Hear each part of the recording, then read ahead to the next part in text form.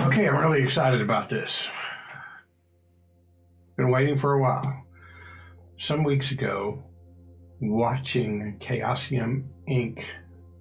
on their Twitch channel, the Stream of Chaos folks were playing through RuneQuest. And as part of that stream, they had a contest where they were giving away RuneQuest Starter Sets, and yours truly won. And so I am about to unbox the RuneQuest Starter Set from its shipping. And this is important too, because I've ordered from Chaosium before, and they have incredible shipping packaging to protect the products inside. So let's see what kind of job they did with this one.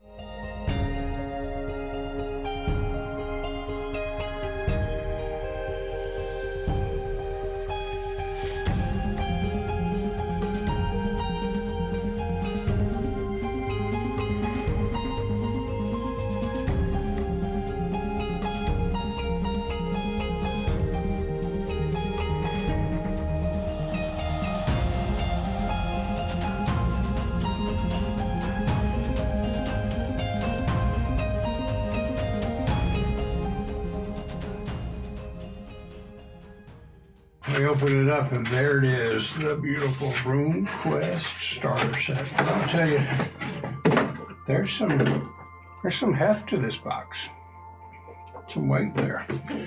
Shrink wrapped, plastic wrapped, nice cover art. Of course, all of what's inside the box stuff. Never played RuneQuest, so I'm not familiar with Glorantha, the world that it is set in, but kind of get a good, nice feel for it. Looking at the art here, kind of reminds me of Greek mythology. Let me see if I can get this shrink wrap off without damaging the box that they took such pains to protect in the shipping process. Here it is, RuneQuest Starter Set, all you need for an adventure in a mythic world. Chaosium Incorporated.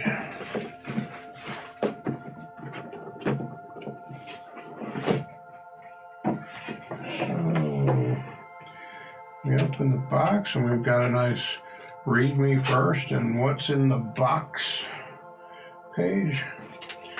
Read me first. In a role-playing game, one player serves as the game master and the others as adventurers, having grand adventures in the fantasy game world. The books in this starter set are ordered in the best way to introduce you to Glorantha and RuneQuest, and to prevent any spoilers or unnecessary information. Okay. Begin with Book 1, Rules, and then you move on to Book 2, The World of Glorantha, to familiarize yourself with the setting. This book is suitable for players and game masters alike. And then to help learn the rules, Book 3 is a solo quest. Okay, so that's something that Chaosium has done quite well. I know when I got the Call of Cthulhu starter set, there was a solo quest. I don't like the old choose your own adventure books. But as you work through the solo quest, it introduced different aspects of the rules to you, and you learned how their mechanics came into play. It was a really neat way to learn the game. It reminded me a lot of how a lot of the newer, I guess not so much now, but at my age everything seems new, video games, rather than having a big book that tells you what all the controls are like I used to have back in the day. You go through the beginning pieces of the video game adventure, and it familiarizes you with the controls. It's very similar to that. So here we go. We've got Book 1, Rules. Again, nice cover art. It really gets you into the setting. Through. Nice colorful pages explaining the game system, Looks like nice art throughout. An example of play. One thing you'll see in most of the Chaosium rule books is they have these inserts where they will give you a situation, a scenario in which the rules they're discussing come into play, and they'll have, like the game master does this, and then Sven does that, and Vasana does this. And so you kind of read through the playing of the game as it explains the rules. It's really helpful. So really nice pictures and pages throughout the rule book. Look at that. That was cool. Very Greek mythology looking.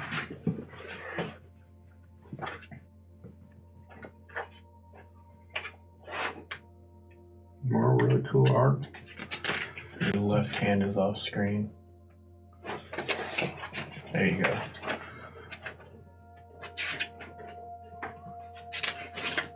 Oh, she's a beauty.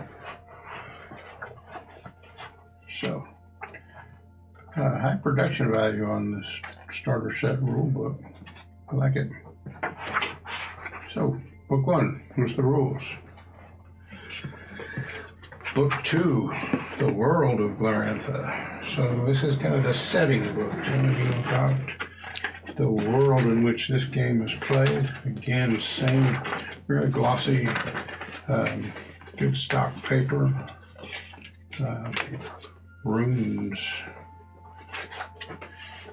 Really cool art in this thing. Like high marks so far on the art. Maps. I love maps. This apparently is a map of northern Sartar, a region, I guess, in Glorantha. They're really cool. Go to your left a couple, a little more. There you go. Okay, and then, so it's going to discuss for us the city of Johnstown. More maps, the Johnstown area, the city of Johnstown itself. Really cool looking map of the city and the walls, like that.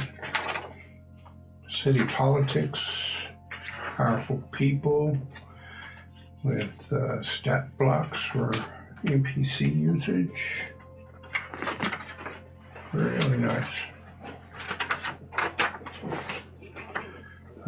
Different quarters of the city. The upper city. I noticed that section on the map we saw earlier. That looks really cool.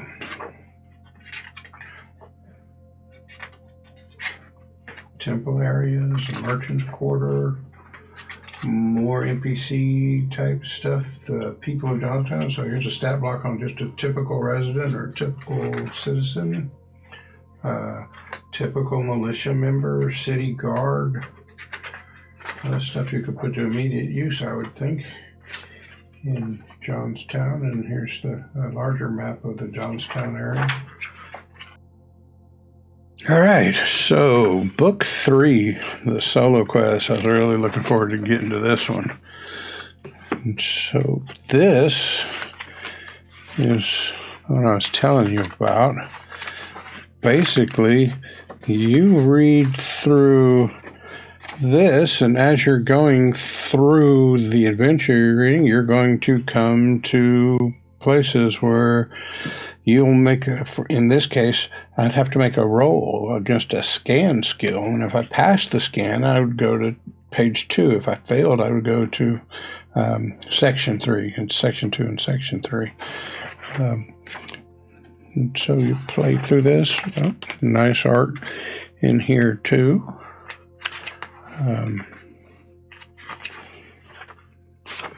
Really looking forward to playing through the solo adventure. If it's anything like the solo adventure for Call of Cthulhu, it really helps you get your head around a new game and mechanics system. Really like the art that they pop in here. The Sartarite army charges. I can put myself in that adventure already just from those pictures. So, really Nice. I'm looking forward to playing it. The Solo Quest, Book 3. And then Book 4, Adventures. So this book looks like it gives us 3 nice starting adventures and then some hooks for future adventures. So it's a really great starting point as you get into a game. 3 adventures that are oriented towards beginners in this game, and then hooks and plots to take the game further if you and your friends are enjoying it. This game, I believe, also runs on the basic role play system that Call of Cthulhu uses, where most of your skills are expressed in a percentage. Like, for instance, this Dark Troll mercenary, his weapons, his fist is at 60%. So you use my favorite, Percentile Dice, to figure out whether or not you hit. Lots of good artwork in here. So there it is, 3 starting adventures and some adventure hooks to take you further into the game and the system.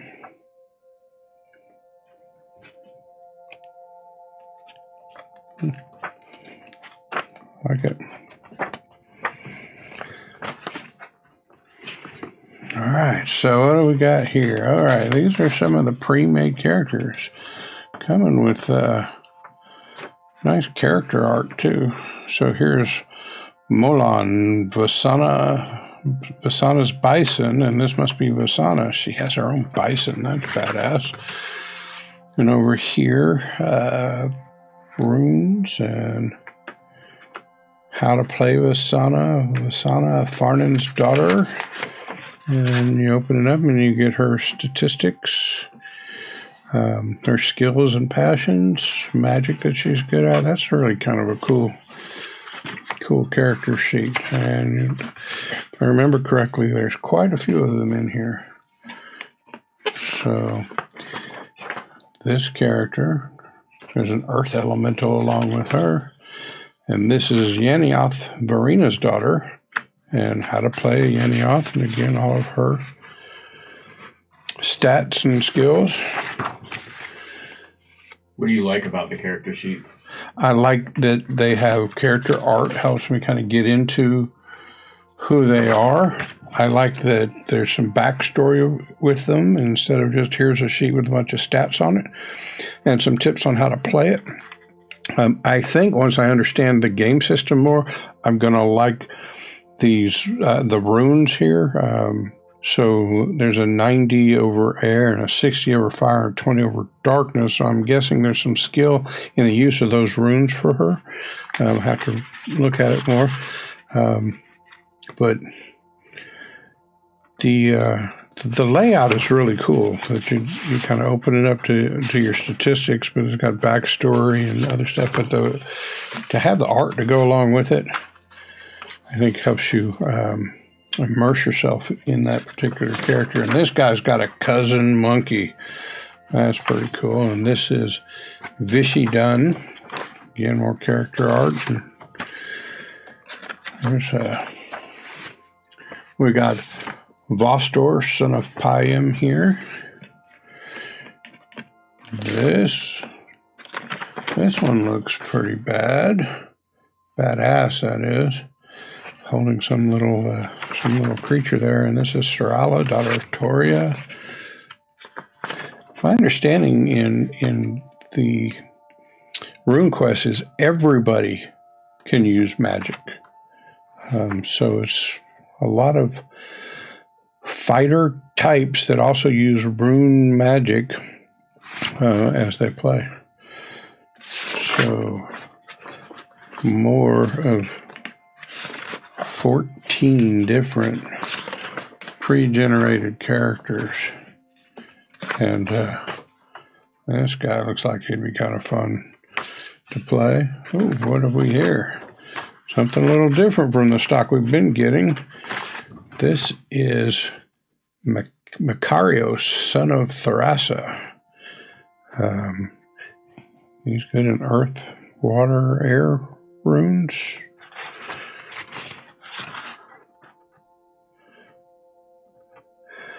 I'm just noticing this part here that you have hit points for different areas of your body. So presumably you could just make leg attacks at somebody, knock their leg out from underneath them. It'd be interesting to see what the mechanics are of injuries and hit points.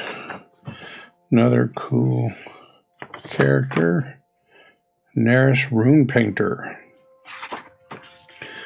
So I think the use of the runes, you end up getting tattoos on your body. Could be wrong about that, but he's got tattoo implements down here. This badass guy has a wolf pelt cloak, and that's varicose or varicose. And then some blank sheets set up the same way, where you can add a portrait of your character and then add that information to this sheet.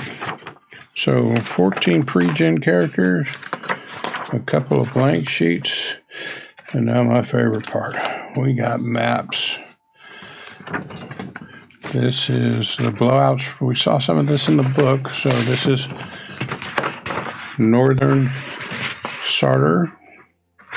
This map looks like it's close to, I don't know, 20, 22, 24 inches wide and probably 18 or 20 deep. Cool map. The Rainbow Mounds map. I need to check something. Yeah, there was a map on the other side of this one as well. This really cool map of Johnstown. And this is the upper city we saw in the book. Raised up on a cliff. Really cool.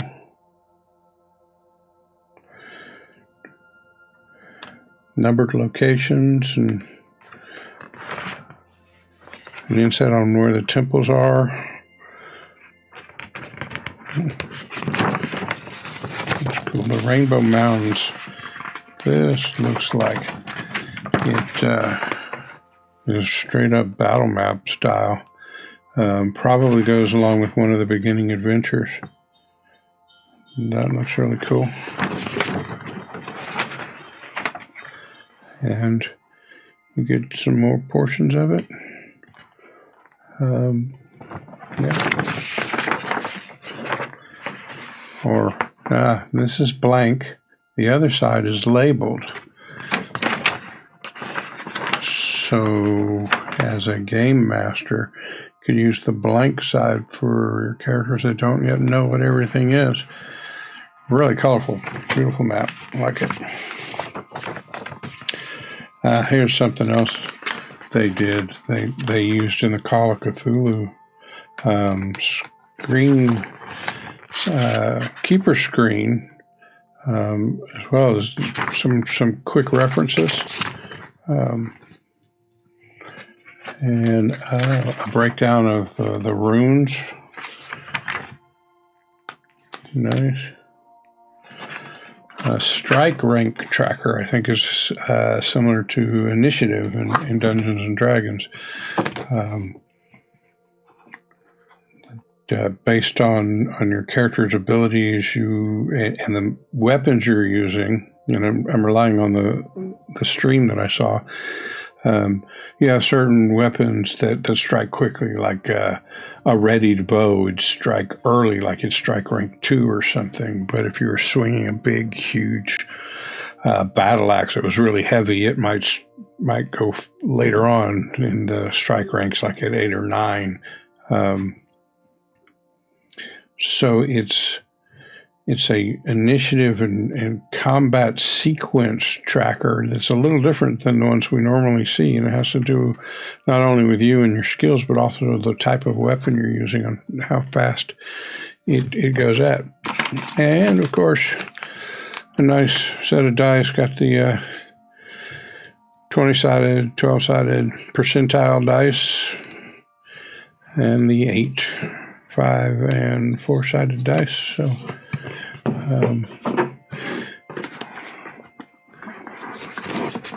here it is, the beautiful RuneQuest Starter Set, including these wonderful books, the rule books, the setting books, solo quest, and then adventures, and then a whole bunch of pre-made characters with beautiful art and backstories, some blank character sheets for you to use later. Wonderful, colorful maps, some references, your dice, and your strike rank tracker. Really looking forward to playing this game, especially since opening. As far as production value, this is probably one of the best starter sets I've seen. They put a lot into this. They didn't just throw a simplified rule book in a box and some pre-made characters and a set of dice. So it'll be awesome. I'm really looking forward to playing it. Leave comments down below if you liked what you saw, or if you have any questions about it. And maybe sometime soon we'll follow this up with a video about what it was like playing this game, or maybe some actual play. Thanks for watching.